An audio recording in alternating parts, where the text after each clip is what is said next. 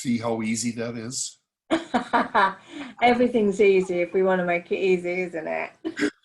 Everything. Or we can make things really difficult for ourselves if we choose to. Well, I do. I think sometimes I slip into that. Yeah? I do.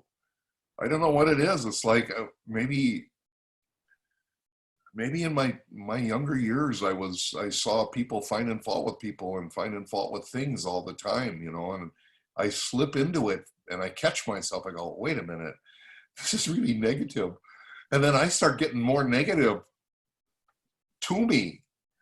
And I go, Right. yeah, every time I create more negative Yeah. about other things and situations, I see and feel more coming at me, not necessarily about me. Ah, It's like if I start complaining, yeah. then I start hearing people complain. I'm Yeah. going, And then what am I, a magnet? but that's true. Now, there's a book called, what's it called now? I can't remember it. But I can remember her name is Pam Grout, and she's written a very short book. But it was about, one of the things she talked about was that if you think about green cars and you're driving on the road, all you'll see is green cars. And I think it is something that we put into our brain. If we see negative and we're in that frame of mind, then we're continuing seeing negative. That's And right. we believe that the world is only negative. That's right. That's right. And then everybody is the same and everybody's in the same boat. And it's like, no, there's a lot of really positive things out there. And I need to change my attitude. And that is so, I have those little awakenings all the time. Right. Sorry about that. That was my alarm. I have a bunch of alarms on my phone. And no matter what I do, I can put it on silent and it still interrupts me. My phone has its own, my phone has it. See, now I'm going to tell you how bad my phone is. No, it's good. I like my phone. I have a good phone. But it is easy to go into it. Say hi to my phone. Oh, yeah. I like that. That's my screensaver. Yeah. It has Barclays message on the front of it, but it also has my artwork as my screensaver. Yeah, I can see that because you've got beautiful artwork behind you. So Thank you. colorful. I love the contrast between us. It's just fantastic. If I look at you and where you're sitting, you've got a beautiful cream colored sofa with a fantastic little blanket. It's beautiful blanket draped over the back.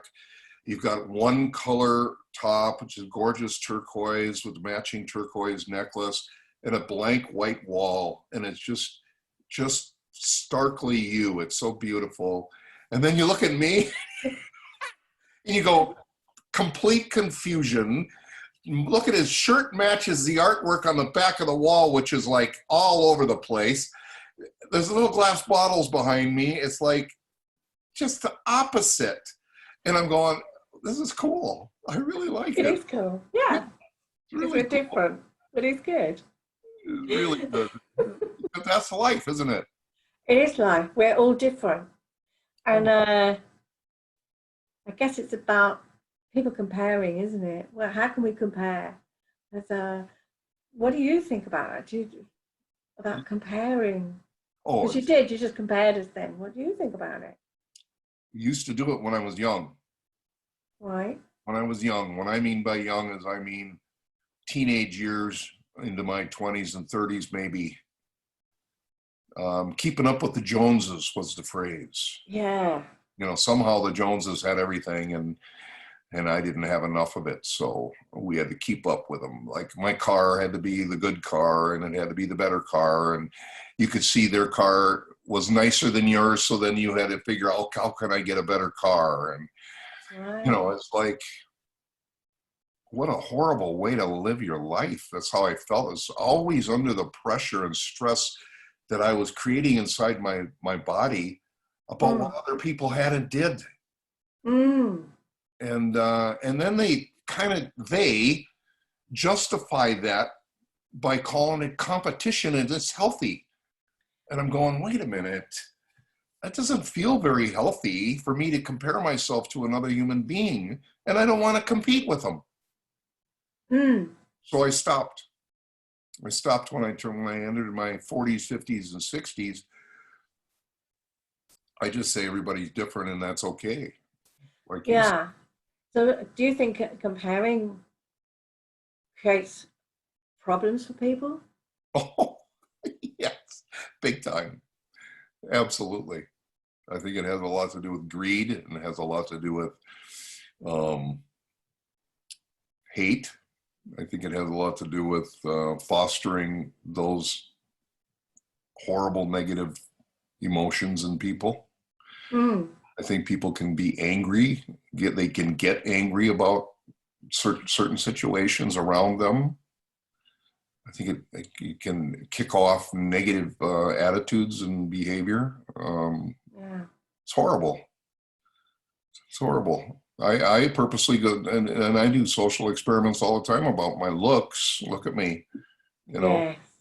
You know, I dress up like the homeless dudes with the rough looking shirts and slacks and go out and pick up litter on the streets. And you wouldn't believe the kind of, and those people are looking at me as something really weird and different, like the weirdo picking up rubbish out there, you know, which I think is pretty common. They're comparing themselves to me, or they compare themselves to another older guy. And I see it all the time. It's just really horrible. It is horrible. I agree. I think people can be really unkind, but I also think that when people are, it's the effect it has on others in some ways. Some get angry, as you said, but I think sometimes it creates feelings of lack of self-esteem, not feeling good enough. That sense, there is a sense of envy, but then they try so hard to be what they think others want them to be. And I think there's something, I think there's something really negative in that respect. I mean, the anger can create where people get angry and maybe they'll do something very unkind to somebody. But what about the opposite, where somebody just lacks self-esteem or feels that they just aren't worthy? And it's worse when you see on social media, those people that feel they have to show their life, their perfect life on social media. Why? Why have you got to show that you've got the most amazing house and the most amazing garden or the most amazing husband or wife or whatever? What's that about? Because, okay, it's nice to have nice things if that's what ticks your box. Why do you have to show off about it? Why have you got to put it on there? What are your thoughts on that one? Well, that's absolutely right on the money again. I just joined 2 more social media network platforms. I don't know if you've heard of them. One's called TikTok. All right. Yeah, I've heard of it. Yeah. It was where you do a 15-second or a 60-second video. Okay. And boy, it's gone through the roof with popularity. And on these little videos, it shows entire families doing dance routines. This is crazy. This is absolutely crazy. Well, yeah, it brings the family together a little bit, and that's a positive, but I'm going, who cares? I mean, it's like, but people are watching them by the millions. And I'm going, what is going on? People have to like show what they're having for dinner. And that's like one of the most popular things on the planet is what people are eating. And I'm going, wow, that wasn't very popular back when I was a kid. We didn't care. We didn't care what you were eating. we just ate, and we ate quick so we could go out and play. Yeah. We didn't, we didn't sit at a computer and do dance routines. You know, it's like, wow, and you're in front of your iPhone. But, and then I joined another one. It's called, here, let me look at it quick and tell you what it is, because I can't remember them now. Hold on. It was Imgur. Imgur, Imgur. Imgur, not heard of that one at Yeah, well, you all. gotta look them both up. There's one called TikTok and one called Imgur. And they're both about short videos from people all over the world, and they've gone through the roof with popularity, and you've got to go in and do the research on them both, because they say something about what's really happening on the planet right now. It's just amazing. I mean, yeah, Facebook is Facebook, and we know what that's about. Yeah, Twitter is Twitter, we know what that's about. And we know all these other bigger ones, at Instagram, and we know all that. Yeah. But what's happening is, it's with these shifts and changes, these are very in your face, very fast, very surfacey, non-meaning events. And they happen, you sit there and you watch 20 events in the course of 2 minutes, and they flash into your brain that fast, and you're going, what's going on? It's like you get addicted to this. You can't stop watching it. Oh, really? Oh yeah, you got to check it out. It's crazy, man. And I go, whoa, wait, shut that off. Yeah, and you know, I've heard of TikTok, but I'm not Imgur. I'll check it out. But what I find, what is the other side of it is that research says that we're bombarded with enough information daily to crash a laptop. Oh, yeah. 34 gigabytes of information. You know, we're bombarded with that amount. That is crazy. Yeah. And so if you go on something like TikTok, is it any surprise people can't concentrate for any length of time? Because that flashing, it means I find that even normal social media, my concentration when I'm reading an article or somebody's written something, oh no, I can't be bothered to read anymore, because I'm losing that ability to concentrate on something for any length of time, simply because of that constant bombardment. That is absolutely correct, because I'll tell you what happens to me a lot now when I post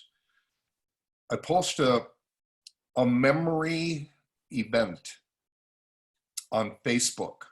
Yeah. I posted one not too long ago about a picture of Catherine and I 9 years ago.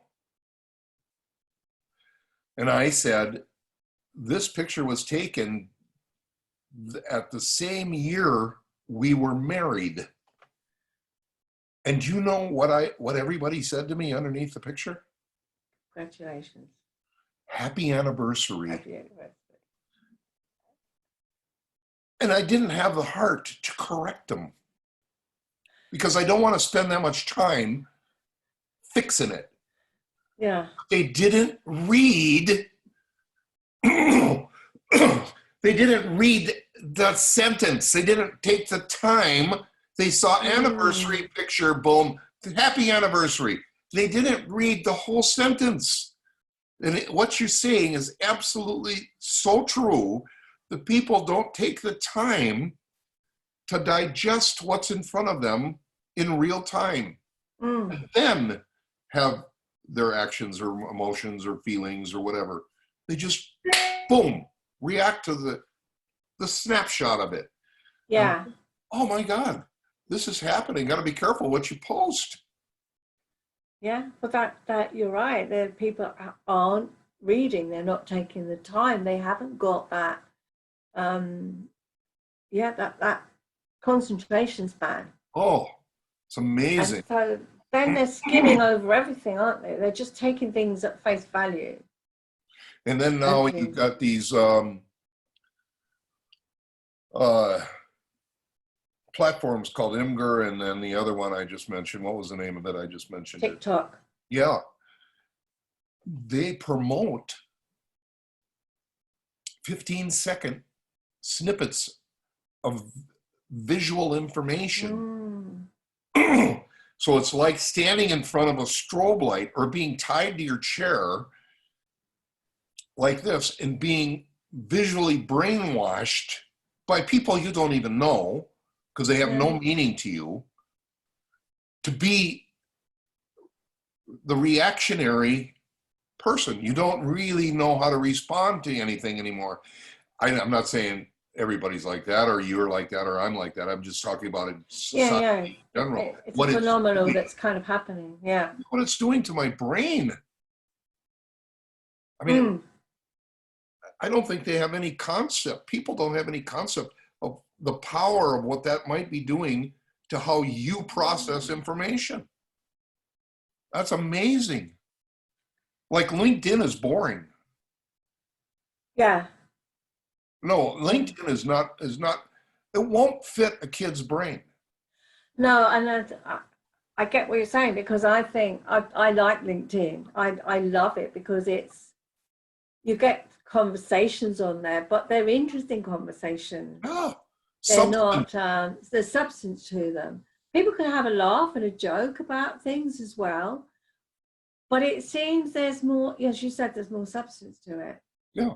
Facebook is in between. Yeah, Facebook, I don't know, there just seems to be a lot of people don't share their lives as much. I think what's happening is that they'll post something they've seen somewhere else. Yeah. So it might be I don't know, a picture or a video they picked up from somewhere about a cat playing, or it might be some kind of motivational quote, but they're not sharing that. They're hiding behind that now. They're not sharing themselves anymore, I think. That's right. That's my observation. Yeah, you don't see who that person really is. No. You have to assume that they are that person because of the quote or the video they've shown, when in reality it might be the opposite. So you don't know. No, it's really odd, because Facebook, when it started, I joined it quite early on, and it used to be about people connecting with each other, and that's what I like about it, because I can connect with people from all around the world that I know. But it will be interesting whether if they've been on holiday or if they've been for a walk, or you're seeing something about what they're doing as a person. I love that. But it's gone away from that now. It's other people's stuff they're putting on there. So is that what they're doing? They just don't like showing themselves. Well, I wish they'd put our stuff out there. It's weird though. Really, you know why? Why? Because there's a lot of substance here. There's 20 to 30 minutes of substance, and it means you got to sit still and actually concentrate and listen. That's why. That's why my videos have, I have a video out there that has, and I had a remark on my video on YouTube. It has 21,000 views. Everybody goes, wow. I said, wow, nothing. That's 10 years old. Right. They go, oh. I say, yeah, 21,000 views. There are people on YouTube that get that in 1 hour. I said, the reason I don't have that kind of following and that kind of energy, people wanting to hear my stuff's pretty good on YouTube, actually. I had one guy make a comment on the video, come on, people, subscribe and follow this and share it. He said that as a comment. Yeah. And the reason is because it takes time and energy and focus and concentration on stuff that has substance. So this is substance. That's what I see happening. Yeah. So the stuff like I'm talking about on these other platforms, and even a little bit on Facebook and Twitter. Twitter is no substance. It's just a bunch of one-line sentences, either insulting people or finding fault with people, or finding fault with something that's going on in the world. Mm. Once in a while, you'll hear a positive thing, but it's still very short-lived. It's not very short, no substance on the other stuff. So in a no substance world, an online media, you and I aren't going to hit it big. No, because people they want that quick fix. Yeah. That instant quick fix, and that will lift them and they'll make them feel good. That's it. But it's like having But that's hollow. It is. It's like having a hit from cigarettes, alcohol, drugs, Yeah. or buying something, because that's that quick fix. But Endorphins. And endorphins. Yeah, it's endorphins and dopamines, and that's it. You just get that quick fix. But then you get disillusioned with that. The brain goes, yeah, well, now I'm looking for it again because I don't feel right. What did I do last time? I know I went out and bought some new clothes. I know that's what cigarettes are. That's what the nicotine's about. It's that whole reward system, and people don't get it. No. It's fascinating to it's read now it all. It's playing out in social platforms and media exactly as you just described it. And it is an addiction, and people don't even realize they're addicted to it, because I challenge them all the time. I said, put your phone down and shut your computer off. And they go, what? Put your phone down and shut your computer off. We're going to have a gathering, a family gathering, no phones allowed. What? Are you kidding? I don't know. No, that's not going to happen. No, it's not going to happen. There's no way people will do that.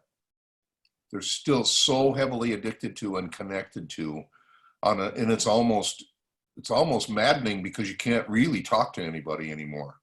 No. If I have clients, I just, their phone is not allowed on. I mean, the phone's away, off, out of it. Oh, big time. In fact, I go one step further. When I have a one-to-one session with somebody or a family, guess what they don't get to have? What? Not only don't they get to have their phones, but they don't get anything to eat or drink. I only give water. No. That's all I supply, because I think the water away, I took the tea away, I took the coffee away, I take the phones away, I take everything away, and they look at me and I go, no, there's nothing to distract you from anything, and you can't use the water glass as a way to segue to something else and change the topic.